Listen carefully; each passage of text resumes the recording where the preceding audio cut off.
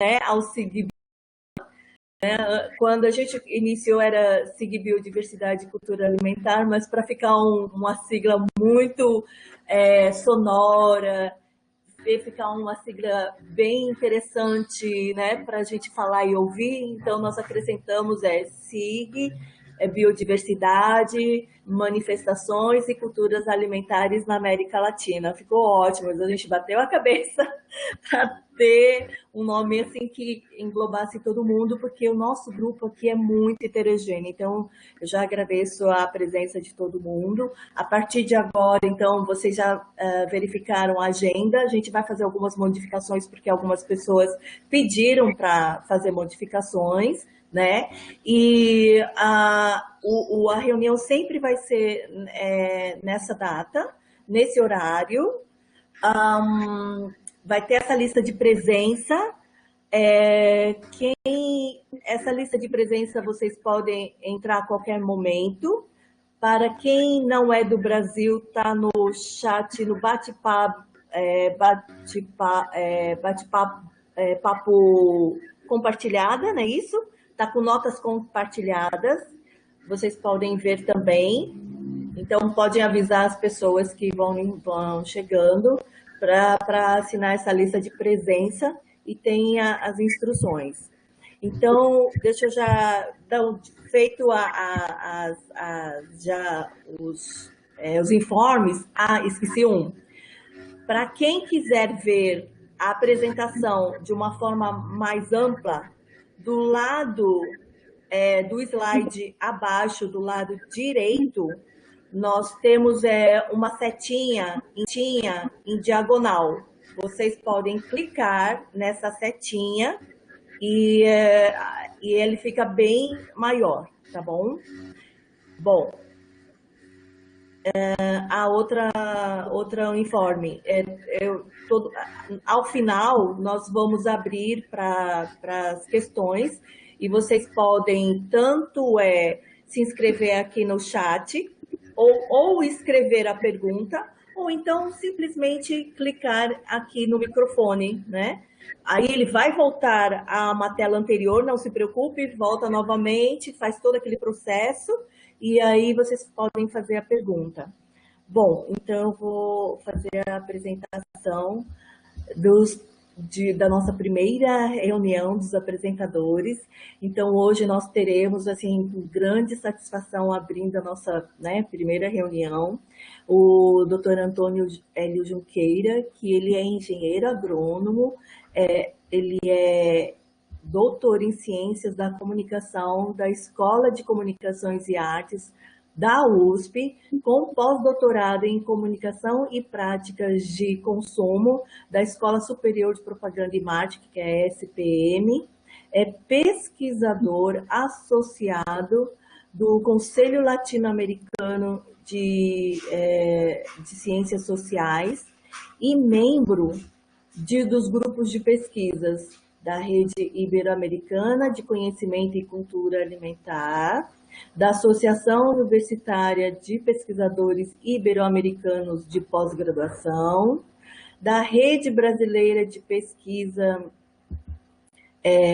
em Soberania e Segurança Alimentar e Nutricional, que é a Rede Pensan, do nosso SIG Bioma, que é da RNP, Nutrição, MCTI, e Rede de Pesquisadores de Abastecimento Alimentar, Comercialização e Consumo, que é a Rede PAC, e é sócio proprietário da Junqueira e PETS Consultoria e Inteligência de Mercado.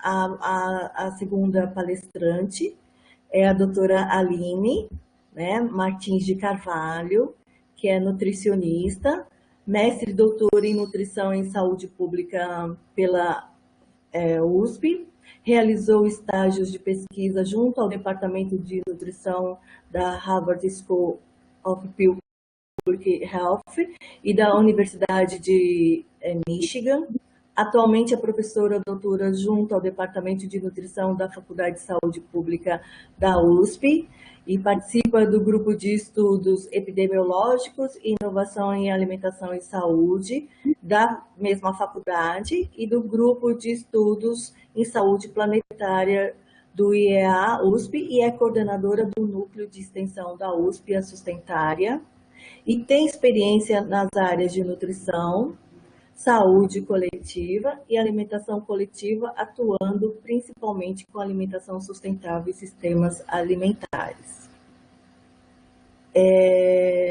A primeira apresentação, então, será circuitos curtos de produção e abastecimento alimentar,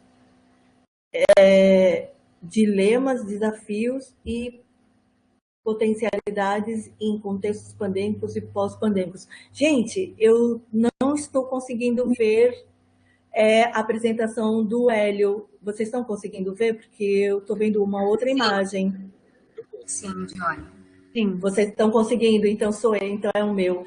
Que bom que tem a Érica Derlange, né? Então, esse SIG está sendo compartilhado com o S, a Unila, a Érica Derlange. E aí, eu acho que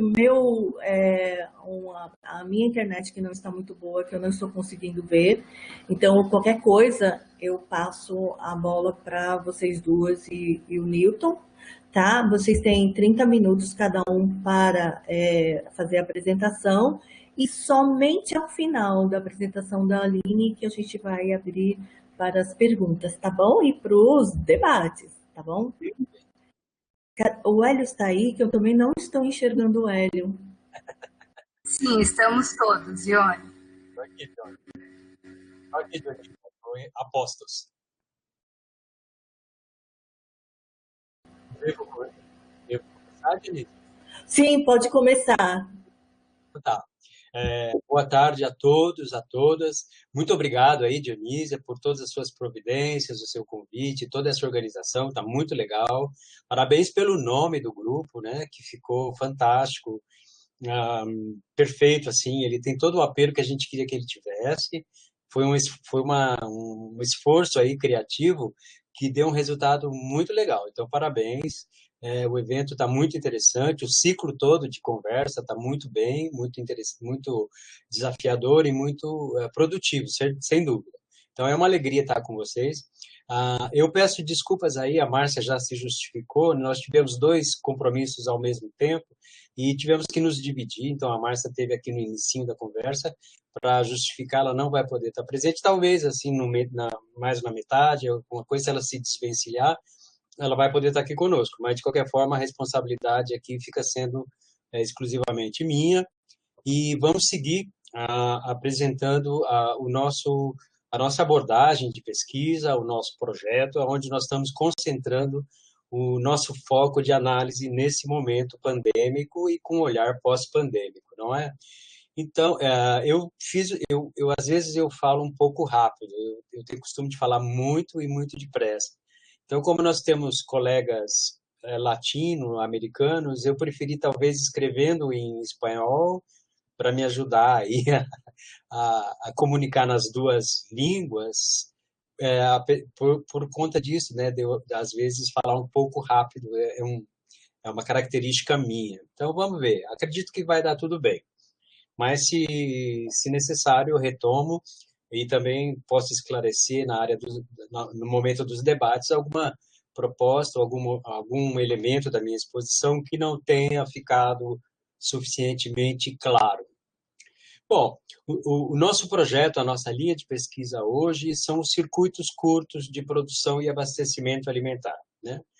Circuitos curtos entendidos como essas conexões diretas, aproximativas entre produtores rurais e consumidores urbanos.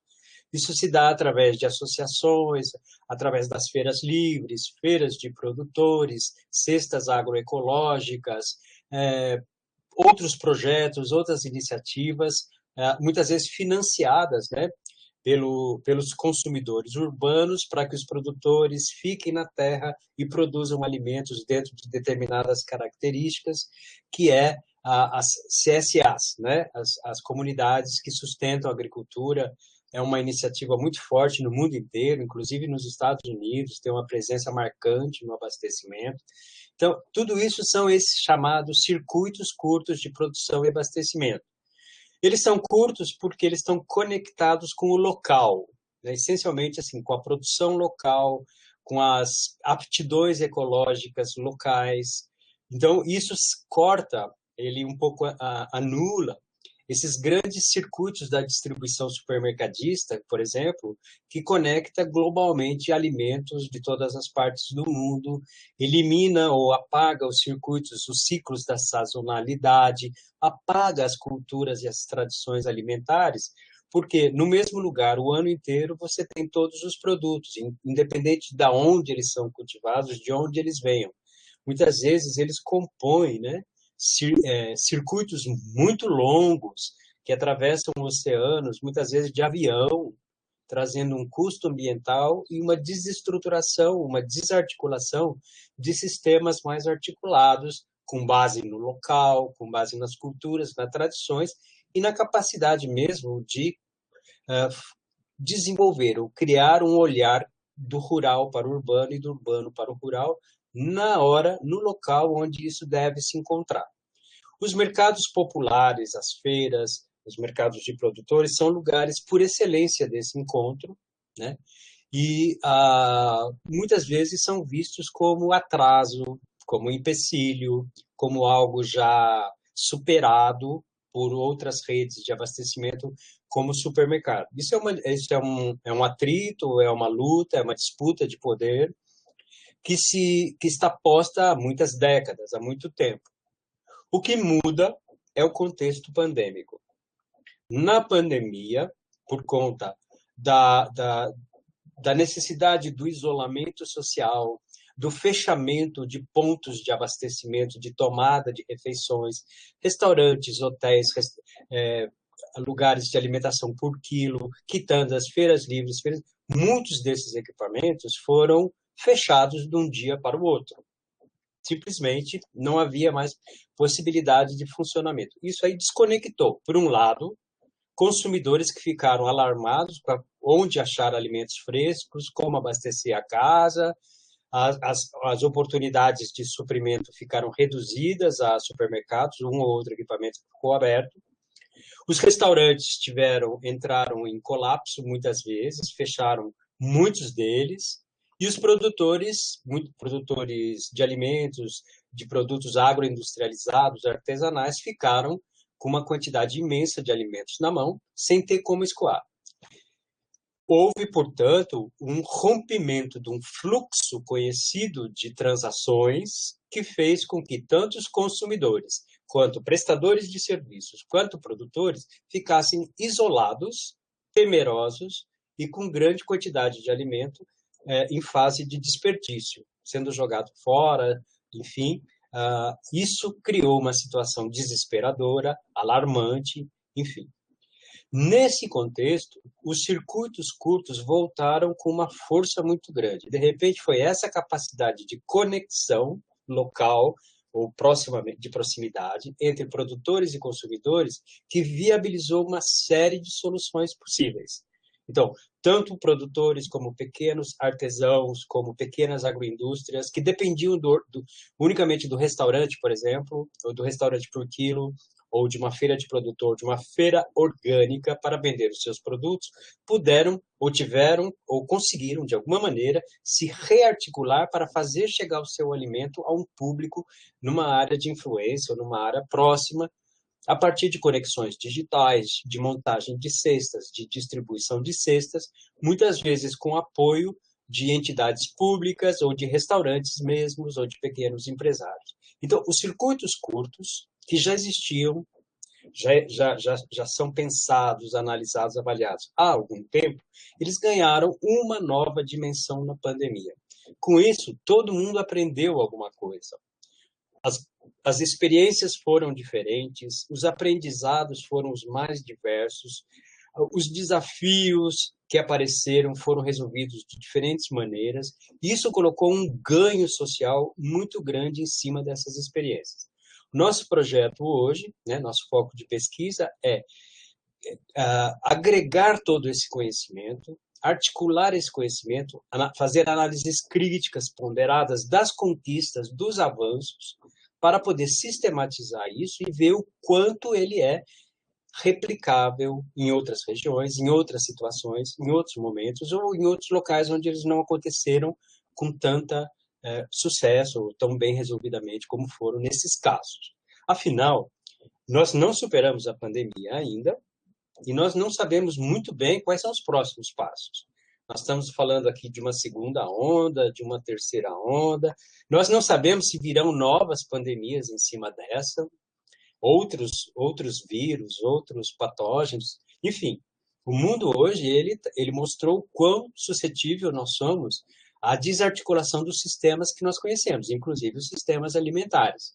Então, assim, refletir sobre o acontecido, aquilo que está acontecendo agora, conquistas, avanços, desafios, aprendizados, e internalizar isso e transformá-los em experiências replicáveis, ganha uma dimensão social, ganha uma expressividade em termos de uma tecnologia social que precisa ser pensada, refletida e avançada. Então, nesse momento, o que nós estamos trabalhando ainda em termos de um protocolo de investigação, ou seja, nós alinhavamos a estrutura desses estudos, que serão desenvolvidos não só por mim, pela Márcia, mas por outros pesquisadores articulados com esse trabalho.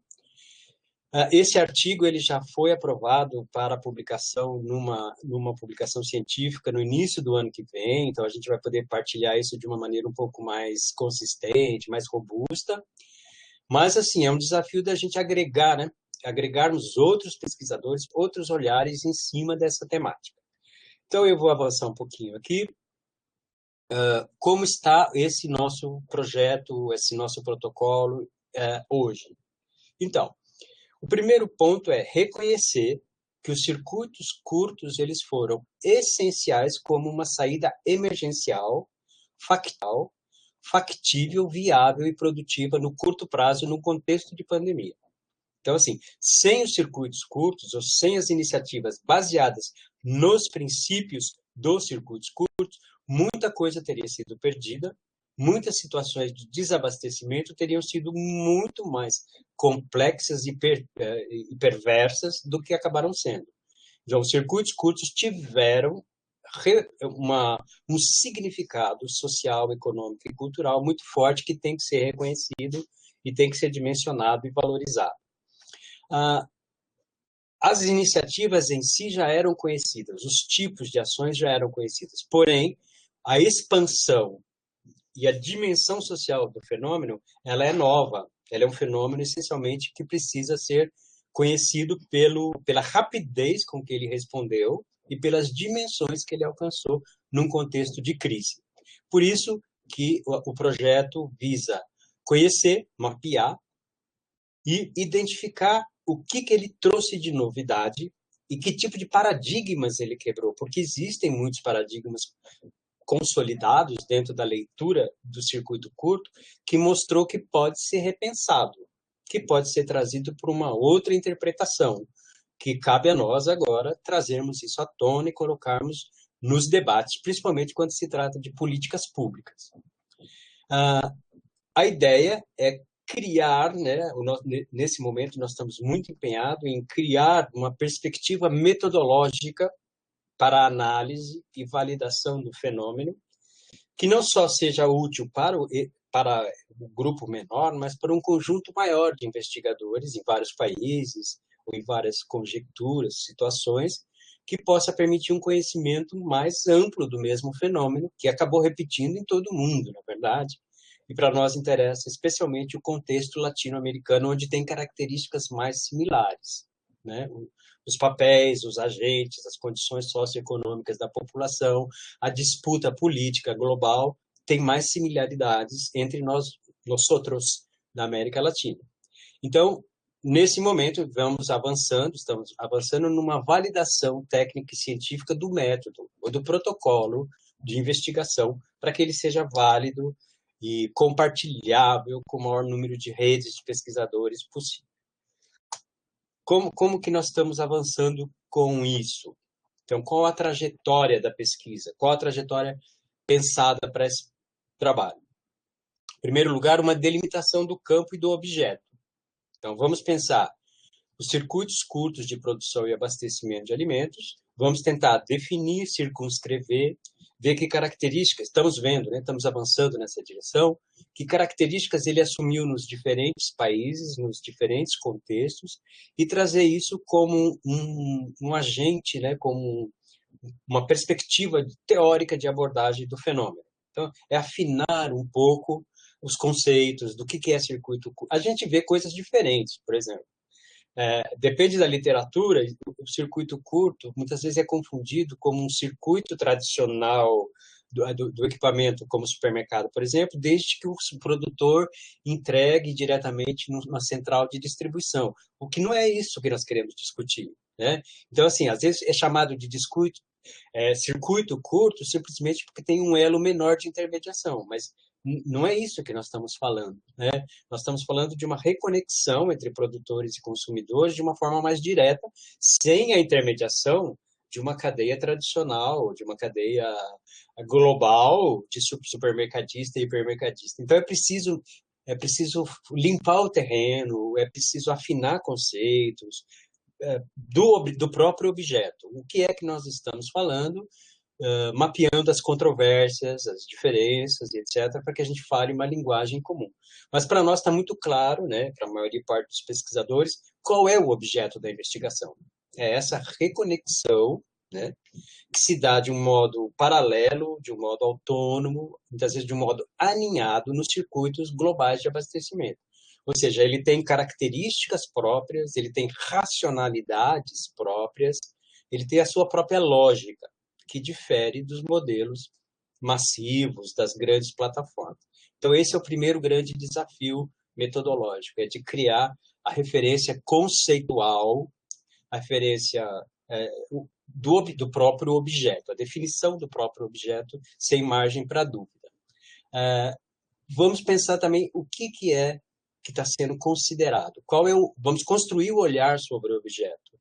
E aqui nós estamos buscando vários olhares, muitas vezes que vêm, né, de outros campos sociais ou de outras disciplinas, como a comunicação, a sociologia, por exemplo, trazendo os mapas noturnos, os mapas das mutações do Jesus Martim Barbeiro, que nos ajuda a pensar como que as socialidades, as tecnicidades, as formas de conexão das pessoas com os meios rurais e urbanos vão se alterando ao longo do tempo.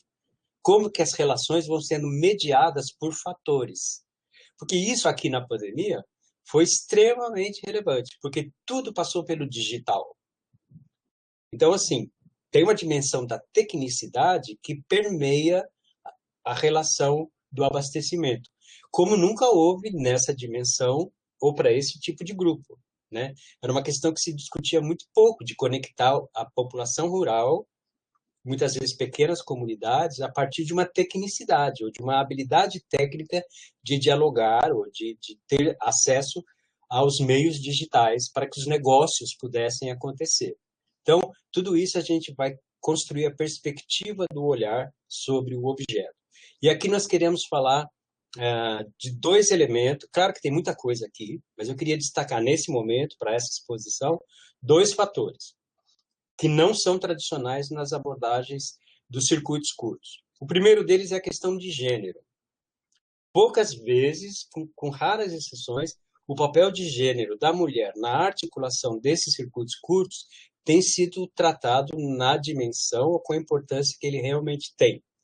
Então, hoje, analisando as experiências latino-americanas, a gente vai ver que a centralidade das mulheres na condução das experiências de conexão foi absolutamente fundamental. Ela foi muito maior, muito mais expressiva e muito mais dedicada do que a participação masculina, por exemplo. Então, essa questão do gênero nesses circuitos, ela precisa receber um destaque que ainda ela não teve. Até porque a gente vai ver logo mais, acabou de sair um grande estudo que mostra que as mulheres rurais são menos conectadas digitalmente do que as populações masculinas. Ou seja, há uma duplicidade, quer dizer, as desfavorabilidades se acumulam sobre o mesmo agente social. Então, a questão de gênero se acumula sobre a questão da falta de inclusão digital. As mulheres pagam um preço mais alto, sendo que foram as que mais trabalharam nesse processo. Então, isso traz um corpo de reflexões urgentes para pensar essa inserção dessas populações rurais.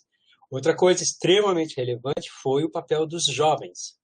No mundo inteiro se discute a questão como diminuir essa evasão da juventude do meio rural. Nem sempre se trata de uma questão econômica, ou socioeconômica ou material. Muitas vezes o esvaziamento da juventude em relação ao rural vem da sua incapacidade de enxergar valor ali. O que aconteceu nesse momento da pandemia foi que houve uma desconstrução dessa relação social. Os jovens rurais foram chamados a participar ativamente, até porque eles eram os agentes digitais. Eram eles que sabiam lidar com os dispositivos, eram eles que tinham os dispositivos e foram eles que organizaram os modos de montar cesta, etc., porque detinham, né, a habilidade digital, a literacia digital para fazer isso acontecer. Isso trouxe uma revalorização do papel do jovem na comunidade. Há uma ressignificação cultural da importância da autoestima do indivíduo em relação ao seu próprio contexto. Isso é importante do ponto de vista da reconexão do rural, do jovem rural, com o seu contexto, que talvez essas experiências tenham dado uma dimensão que faltava no nosso olhar ou nas nossas perspectivas até esse momento. Isso agora precisa ser trabalhado, precisa ser trazido à tona, precisa ser revelado, porque ele é portador de muito potencial de inovação, de alteração de políticas sobre isso. Bem, um terceiro ponto é o mapeamento, no sentido de mapa mesmo, no sentido geofísico, das experiências que têm interesse para nós de investigação. Nunca esse tipo de abordagem teve tanta necessidade do mapeamento geográfico. Então, essa questão da geolocalização das coisas, aonde estão as experiências. De repente, estava todo mundo perguntando, mas aonde é que fica? Onde é que está? Você fala, tem produção orgânica? Tem comunidades tradicionais, né, com produtos? Tem. Sim, mas aonde está? Onde eu acho? Com quem eu falo? E o produtor também tem comprador para o seu produto? Tem, mas aonde ele está? Né? Então, assim, a questão dos mapas, a construção de mapas colaborativos em rede, usando as ferramentas digitais, ela se colocou como uma perspectiva de avanço. A nossa habilidade de trabalhar essas conexões geolocalizáveis das experiências ganhou uma dimensão prática, né? Uma experiência prática que agora precisa ser pensada, precisa ser articulada, os aprendizados precisam ser conhecidos, disseminados, enfim, há todo um trabalho a ser feito. E outra, a conexão em rede a partir desses mapas permite o avanço em outras metodologias de trabalho de inovação colaborativa, por exemplo. Nós podemos partilhar em rede conquistas, desafios, achados, né? Nós podemos trabalhar com design thinking, como que as soluções podem ser compartilhadas e discutidas por diferentes comunidades e achar soluções a partir de ferramentas como design thinking, os projetos makers. Então, isso abriu um caminho de discussão social, de tecnologia social, que a gente ainda não tem uma dimensão exata de até onde ele pode ir. Mas nós podemos pensar como portas abertas agora para pensar em todos esses projetos. Então, essa é uma outra vertente da investigação. No ponto 4, eu estou pensando aí, a gente está avançando bastante em criticar as evidências empíricas encontradas até agora. Isso eu vou falar mais no slide seguinte. E, por último, né, implementar em campo. Entendeu? Aprendendo tudo isso, o que fazer com isso? O que fazer com isso tudo que a gente vai aprender?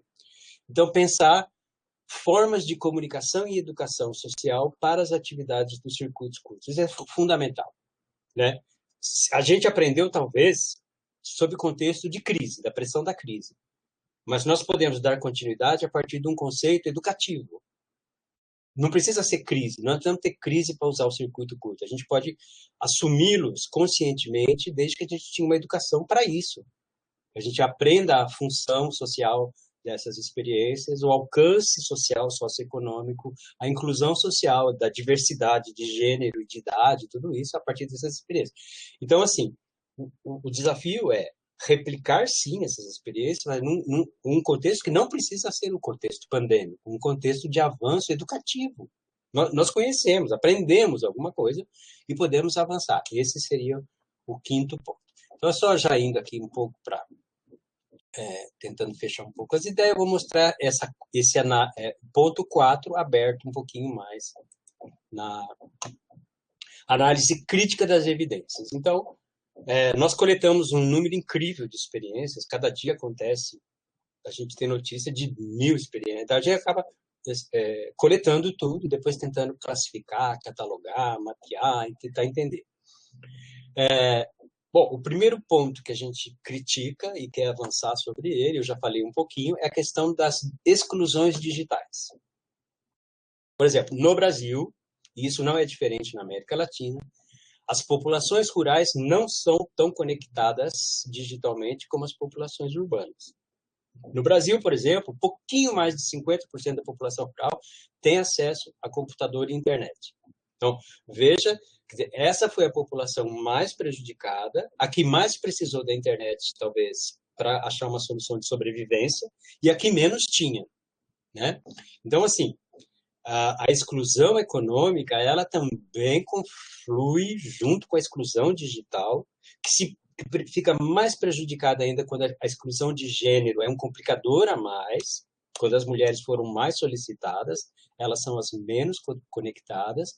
Bem, então, é esse conjunto de dificuldades que precisa hoje ser repensado, precisa ser transformado em política pública, né? Precisa comportar elementos de transformação dessa realidade, né? A conexão rural, ela é complexa, ela é problemática e ela mostra, ela aprofunda a vulnerabilidade de grupos sociais relevantes, especialmente como foi agora na questão alimentar em contexto de crise, né? Então, não era só a falta de alimento, não era só a falta do contato social, mas a falta de conexão digital foi um complicador significativo que merece agora uma leitura crítica, um avanço crítico em cima disso. O segundo ponto das evidências que nós temos destacado é que na literatura internacional, geralmente os circuitos curtos são vistos como alternativas elitizadas. Geralmente é um consumidor que tem mais condições acadêmicas, intelectuais, culturais, financeiras de participar. Ele tem conhecimento, ele tem cultura, ele não tem uma preocupação financeira de pagar eventualmente mais caro por um produto orgânico, etc. Então, os circuitos curtos são vistos como uma alternativa interessante, mas que não necessariamente atinge e chega às comunidades de mais baixa renda ou as mais necessitadas.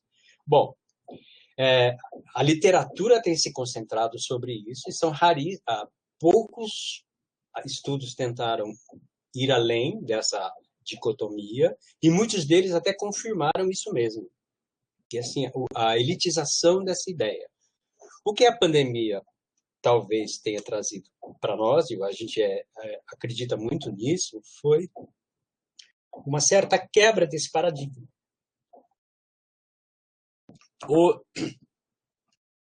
Os circuitos curtos foram capazes de aportar soluções para diferentes categorias de público. E isso precisa ser refletido, isso precisa mostrar novas formas de conexão social e tirar um pouco essa visão exclusivista dos circuitos curtos como uma alternativa elitizada, socialmente restrita a determinados grupos ou situações sociais específicas. É preciso avançar no sentido de demonstrar, consolidar os circuitos curtos como uma possibilidade de ampla gama de influência social. Para isso, está aí todo um rol, né, todo um arsenal de experiências coletadas na América Latina inteira para serem analisadas, pensadas e divulgadas. A gente considera esse um aspecto extremamente interessante. Outra coisa foi E a alternativa principal de escoamento encontrada foram as cestas, as montagens de cestas. As montagens de cestas, elas têm vantagens e elas têm problemas.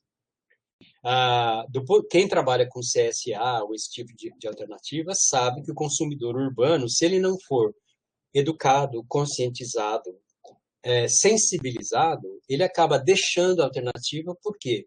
Porque não tem as mesmas frutas que ele encontra no supermercado, porque a quantidade de fruta é pequena em relação à de verdura, porque vem várias hortaliças que ele não sabe consumir ou não gosta, etc.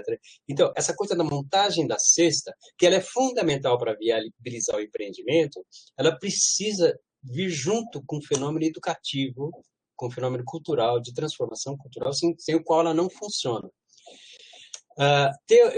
Na prática, existem vários casos, né, do farm to table. Quem já analisou essas coisas sabe que não deu certo, porque na hora de comprar, o cliente final ele só quer escolher os melhores ingredientes, ou aquilo que é mais exótico, ou aquilo que vai fazer mais sucesso. Então, o farm to table não funciona porque 90% dos produtos continuam na fazenda. Não tem garantia de escoamento, o que obriga o produtor a voltar para o sistema tradicional.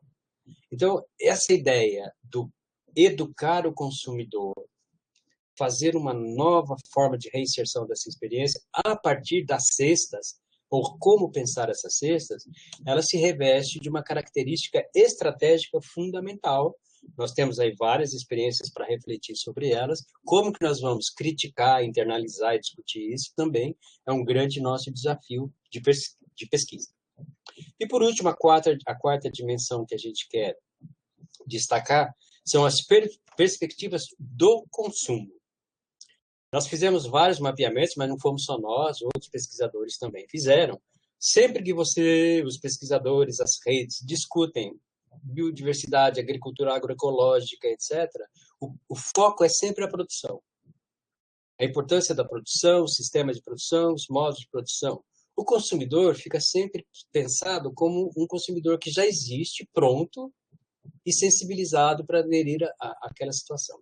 Então, o que nós estamos propondo nesse quarto evidência crítica, empírica crítica, é como rearticular essa ideia, o estudo do consumo, os consumer insights, etc., dentro de uma perspectiva analítica mais engajada.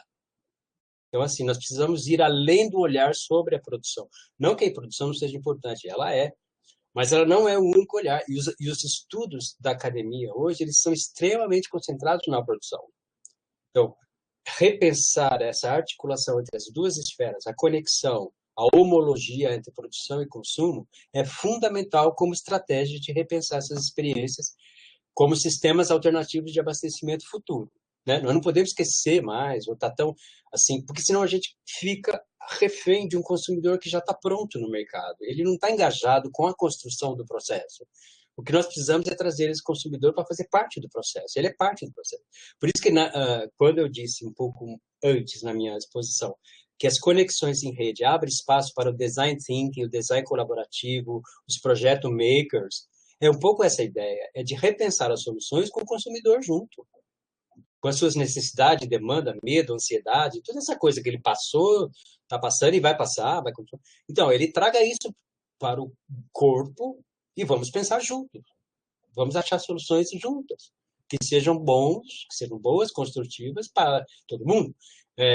Essa é um pouco a ideia. Isso rompe o paradigma dos estudos tradicionais sobre esses circuitos curtos, que sempre olha como uma questão da oferta, como uma questão de sobrevivência do produtor, que são questões importantíssimas, mas a gente precisa ir além disso, e nós temos material hoje suficiente para avançar, né? Então, assim, fechando, né? Isso aqui é um protocolo de trabalho. A gente avançou em muitos pontos, outros ainda não. Até porque a experiência está em andamento, né? Tudo isso, nós estamos discutindo isso aqui, mas as coisas estão andando. A gente, quando achava que a pandemia podia acabar, a gente descobriu que vai ter uma segunda onda sem vacina, né? Então, a gente não sabe onde nós estamos pisando. De repente, vai fechar tudo de novo e a gente vai começar tudo de novo, não sei. Então, assim, é um processo que está sendo construído em andamento, né? Nós estamos construindo tudo isso, refletindo sobre isso, num processo que está acontecendo agora e cujo desfecho é desconhecido. Então, é um desafio e tanto, mas é extremamente estimulante porque lida com as questões alimentares, de tradições, de culturas e da própria sobrevivência, né? Nossa e do planeta. Então, era isso que a gente queria trazer, né? Fico muito contente aí com a oportunidade de compartilhar, porque isso aqui é um protocolo a ser compartilhado, né? Nós estamos montando uma mesa de negociações aqui, onde a moeda de troca é informação, conhecimento, reflexões, bibliografia, enfim. Então, é isso que a gente está abrindo. A gente, como eu disse, comecinho do ano, a gente deve ter um texto científico publicado com isso, para compartilhar de uma maneira mais robusta, mas, independentemente disso, a gente está aberto, aí está endereço, contato, grupo, para avançar. Nós estamos trabalhando com isso e queremos parceiros, queremos conversar, críticas, sugestões. Era isso, né, que eu queria colocar por hoje. Obrigado aí, mais uma vez, a equipe, pela excelência do evento. Fico aqui. Acho que eu já posso ir começando? Muito obrigada, Hélio. Não sei, a Dione, não sei se está aqui conectada, a conexão como vai, mas a gente, a equipe do SIG Bioma agradece, excelente coisa para fazer pensar, né? Bom, depois a gente faz a abertura aí, o momento para as perguntas. Então, Aline, por favor, na sequência, você agora. Obrigada. Muito obrigada pelo convite, é um prazer aqui estar com vocês. Queria agradecer também pelo Hélio, pela apresentação, que eu achei que foi extremamente interessante e inovador aí o que você traz. Acho que vai ser bem legal para a gente discutir depois. Vou compartilhar aqui minha tela, vamos ver se vai funcionar direitinho. Ixi. Vocês conseguem ver? Não, ainda não. Ainda não? Ele deu... agora está escrito o Google Chrome não está respondendo. Vamos ver se...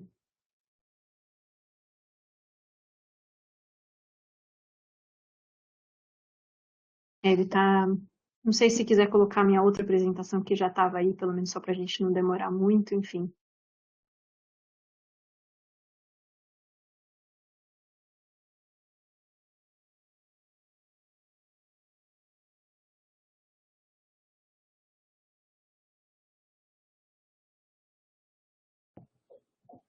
Vocês estão conseguindo ver alguma coisa? Porque para mim está só não respondendo. Sim, Aline, nós vemos já. Acho que o Newton já conseguiu colocar. Para você, o que aparece na tela? Não, só está escrito, meu Google Chrome não tá funcionando, assim, eu só tá parada, sabe? Eu estou ouvindo vocês, mas eu não consigo fazer nenhuma mudança. O que a gente pode sugerir, Newton? Que ela reingresse na sala? Ela, no caso, seria o ideal fechar o Chrome e abrir de novo, né? E entrar na sala novamente, né? Tá bom, já entro, me desculpa.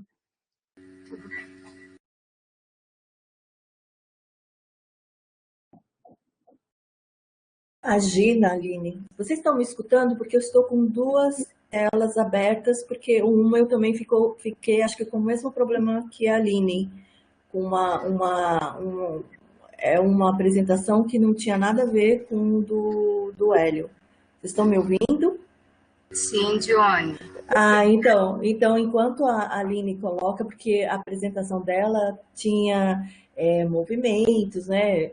Eu não sei como é que chama isso, mas é uma apresentação interessante. Se ela conseguiu um ou outro, ok. Mas só para parabenizar o Antônio Hélio, porque tudo que ele falou, eu consegui imaginar o que estava acontecendo aqui no Norte. Tanto que eu tinha realmente uma outra percepção em relação ao que está acontecendo. E quando ele colocou os desafios, né, eu pensei, nossa, mas aqui no Norte foi péssimo, porque teve pouca demanda, teve pouca procura, principalmente com os agricultores familiares, então foram os mais prejudicados. Então, isso eu imaginei. E aí, Antônio Hélio, realmente, nós da área de saúde adoramos trabalhar com protocolo. A gente usa protocolo para tudo.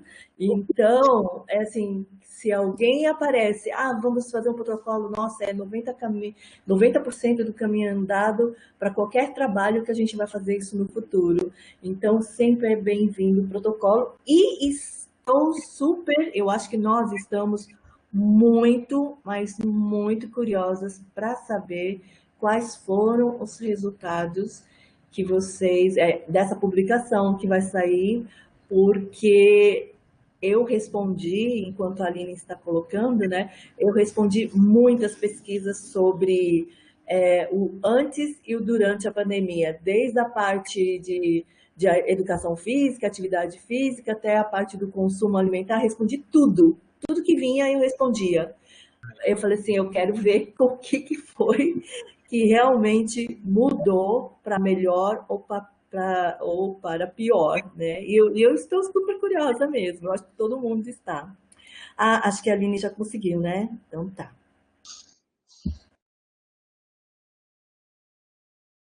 Tá sem a imagem dela. Vocês já conseguem ver? Não. Tá sem a imagem? Temos a imagem da apresentação, Aline. Ai, Jesus amado.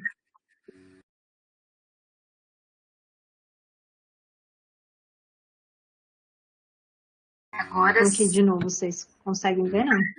Agora acho que sim, Aline. Sim. Tá rodando, né? Sim, eu vejo a apresentação, sim. Ok. Tá. Todos bem? Espero que a internet funcione aqui. Você vê?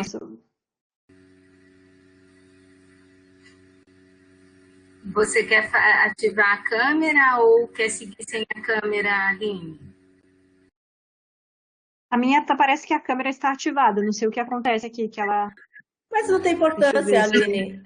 Aline, não tem importância, a sua apresentação tá ok aqui. Tá bom. Exatamente. Então vamos lá, gente. Me desculpa aí pelos problemas técnicos, não sei o que está acontecendo direito com a minha internet. Espero que vocês consigam me ouvir. Qualquer coisa vocês me avisem.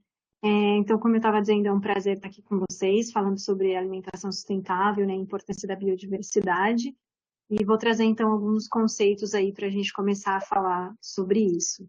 Então, primeiro eu trouxe aqui algumas imagens, e muitas vezes a gente não consegue ver uma relação direta entre essas imagens, né? Por exemplo, desperdício de alimentos e uma representação aqui do Covid, ou desperdício, desmatamento e obesidade com cidades, e aqui fast food, né? Às vezes a gente fica com um pouco de dificuldade de tentar ligar cada uma dessas figuras aqui.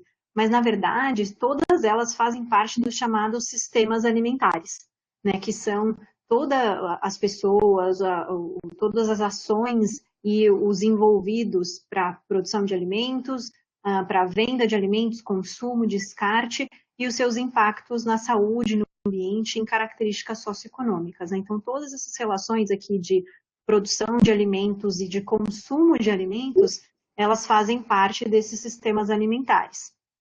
E isso, né, vai ter um impacto na saúde das pessoas, vai ter um impacto no meio ambiente, vai ter um impacto em características socioeconômicas, né? Então, tudo isso aqui, ela faz parte, não só isso, né, muito mais faz parte desses chamados sistemas alimentares. Muitas vezes, né, nutricionistas pensam muito no que está no prato, mas é super importante a gente ter na nossa mente essa ideia de sistemas alimentares, né, em que o alimento ele vem de algum local, ele vai para algum local e isso vai ter impacto no consumo, na saúde e no meio ambiente, né? E aí, esse processo todo de sistemas alimentares, né, os sistemas alimentares atuais, levam a gente a essa chamada sindemia global, né, que é uma epidemia de obesidade, de desnutrição e de mudanças climáticas ao mesmo tempo. Então, muitas vezes a gente tem um excesso de peso, a gente já tem no Brasil um excesso de peso grande, né, a última pesquisa nacional de saúde que saiu recentemente mostrou aí 60% da população brasileira com excesso de peso, e também a gente tem prevalência de doenças carenciais e de desnutrição, muitas vezes, né, o excesso de peso com doenças carenciais até mesmo no mesmo corpo. Da mesma forma em que a gente tem mudanças climáticas com problemas de secas e desmatamento, que é algo bem comum da gente ver aí nos jornais todos os dias, né? E na verdade, como a gente produz os alimentos e o que a gente come está diretamente ligado, então, com essa má nutrição, que é esse excesso de peso e desnutrição, e com as mudanças climáticas. Então, está tudo relacionado, né? A gente não consegue mais falar de produção de alimentos sem falar também de meio ambiente, de mudanças climáticas. E aí, então, a gente, nessa perspectiva, né, de como a gente tem os sistemas alimentares hoje, é de que a economia, ela tem um peso muito maior do que a saúde das pessoas e do que o meio ambiente. E na pandemia, a gente viu muito isso, né, de que a economia, ela se mostrava mais importante. Governos aí lutando para ver se liberava a economia ou se pensava na saúde das pessoas, se considerava o meio ambiente.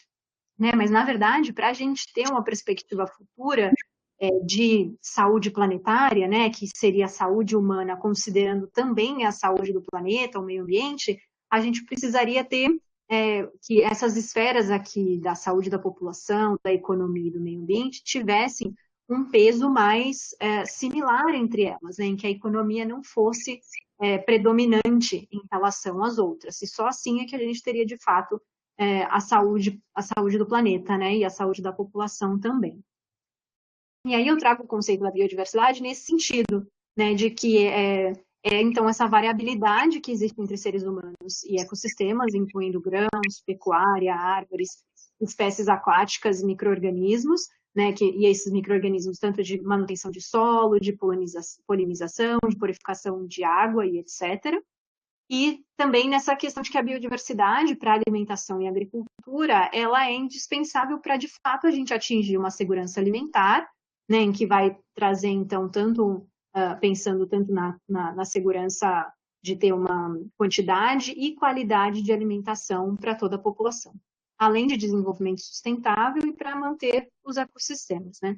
A gente tem aqui os 3 objetivos do desenvolvimento sustentável mais relacionados com a biodiversidade, então, da fome zero e agricultura sustentável, vida debaixo d'água e vida terrestre, e aí ele vai ter alguns indicadores totalmente relacionados com biodiversidade, né, com porcentagem de área para agricultura sustentável, ou porcentagem de peixes criados de forma mais sustentável, ou porcentagem de área com florestas. Então, a gente sabe que a biodiversidade está diretamente ligada com sistemas alimentares mais sustentáveis, né? A gente garantir que se tenha uma diversidade. E isso está incluído até no conceito de alimentação sustentável. Então, aqui um conceito da FAO, que fala que as dietas sustentáveis são aquelas que devem proteger e respeitar a biodiversidade e os ecossistemas, ser culturalmente aceitável e acessível, economicamente justa, nutricionalmente adequada, segura e saudável, além de otimizar os recursos humanos e naturais. Então, na verdade, aí coloca a biodiversidade, né, nessa relação, nesse conceito de alimentação sustentável, que é super amplo, que vai falar de questões ambientais, de questões econômicas, culturais e nutricionais. Né? Então, fazendo esse link aí da alimentação sustentável com a importância da biodiversidade, né, do número de espécies de preservação do número de espécies que a gente tem. E quando a gente vai pensar em de fato, ter uma alimentação sustentável, a gente não pode pensar em somente uma área de atuação. A gente aqui tem diversas áreas de atuação que precisam trabalhar junto para, de fato, a gente ter uma alimentação mais sustentável.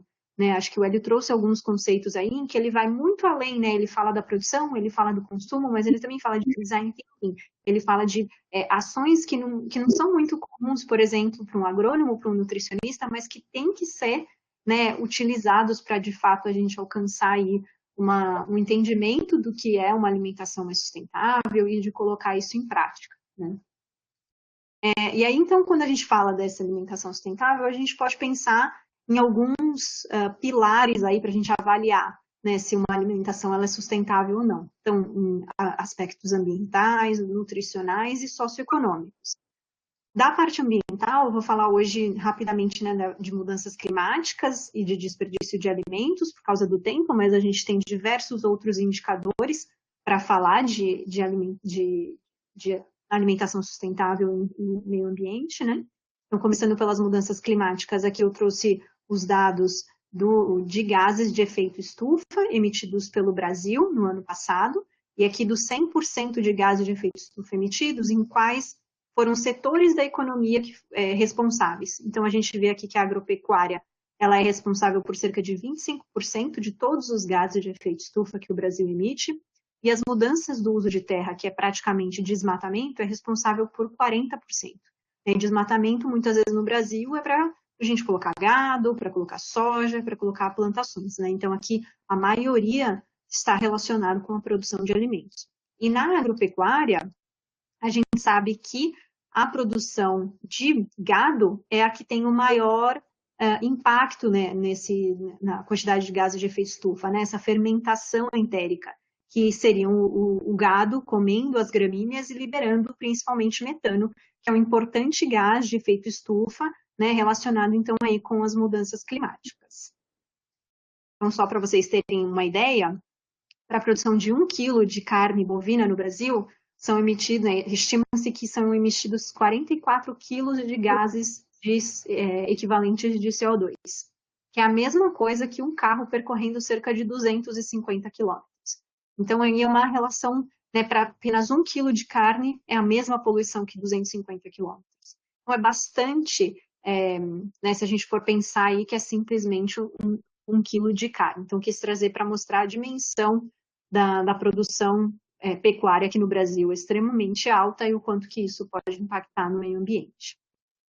E aqui a gente tem alimentos, né, e o seu impacto no meio ambiente, falando de uso de terra, e aqui em verde, em azul, uso de água, e em laranja, os gases de efeito estufa. Então, é um gráfico um pouco resumo, em que vai mostrar no lado esquerdo alimentos de origem vegetal, e no lado direito alimentos de origem animal, e o seu impacto no meio ambiente. E o que a gente percebe é que alimentos de origem animal têm um impacto maior em todos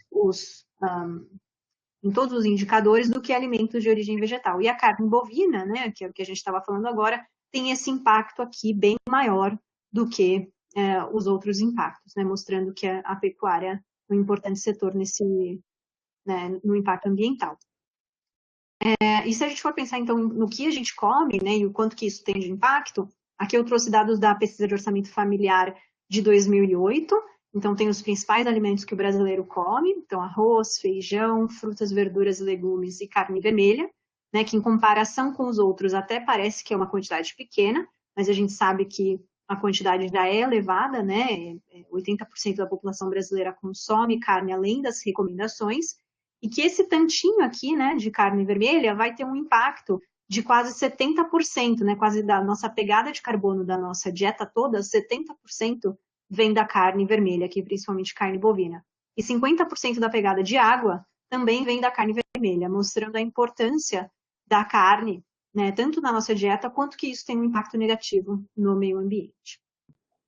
E aí, tentando fazer um link também com biodiversidade, a gente sabe as quantidades de CO2 da atmosfera eles podem ter um impacto no teor nutricional dos alimentos. Então, esse aqui foi um paper publicado em 2014 pelo Samuel Myers, lá de Harvard, e é bem interessante em que faz essa estimativa de zinco, ferro, proteína em diversos tipos de alimento em locais onde tem uma maior concentração de CO2 na atmosfera. E a gente percebe que esses alimentos têm uma menor concentração desses nutrientes, né?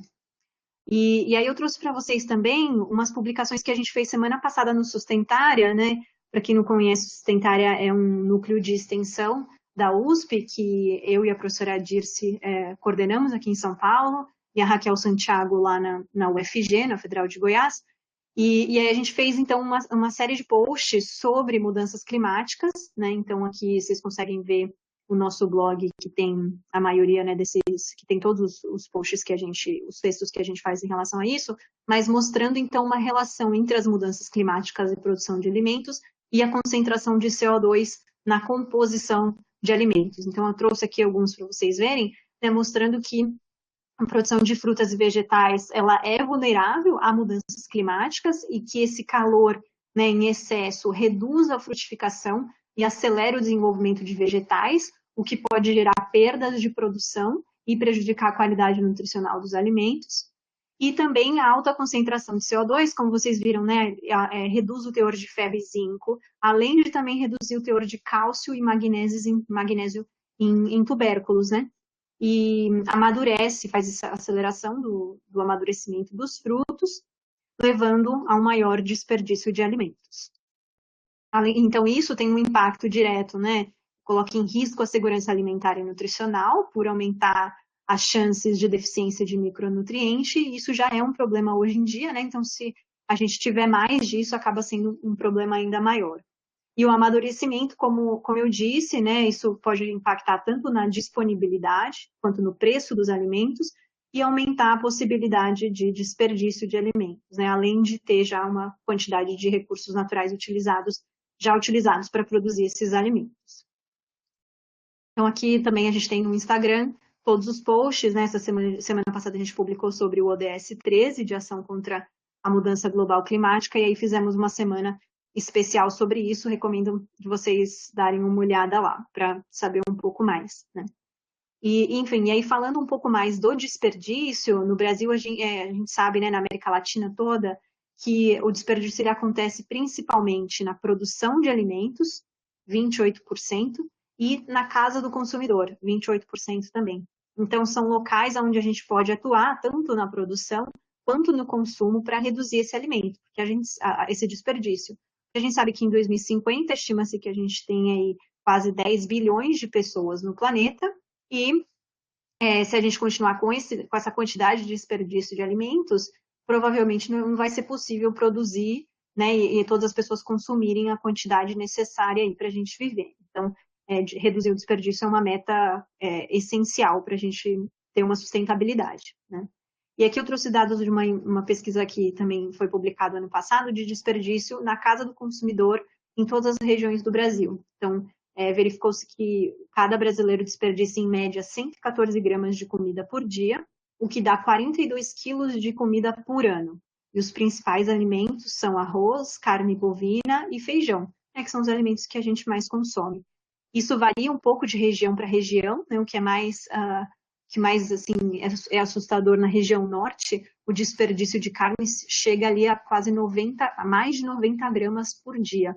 Então, para a gente pensar aí um pouco sobre como ter estratégias para reduzir o desperdício de alimentos no Brasil, uma vez que já se gastou muito, né, terra, água, já emitiu gases de efeito estufa, como a gente viu, todos os alimentos causam um impacto, a produção de alimentos causa um impacto no meio ambiente, né? Então, a gente já gastou diversos recursos. Se esse alimento não é consumido, é um recurso que foi em vão, né? Ele não foi utilizado de forma efetiva para matar a fome, para nutrir as pessoas. E ainda vai precisar de mais recursos para degradar esse alimento, né? Então, é algo que a gente precisa atuar de forma bem expressiva. Então, o que a gente percebe, né? Que a produção de alimentos ela vai ter esse impacto no meio ambiente. No geral, os alimentos de origem animal, em especial a carne bovina, ela tem um impacto maior, né? Os alimentos de origem vegetal, no geral, eles têm um impacto menor, e aí a gente também foca na biodiversidade, né? Em produção de alimentos regionais, e a gente tem que combater o desperdício, uma vez que já foi utilizada grande quantidade de recursos para produzir esses alimentos.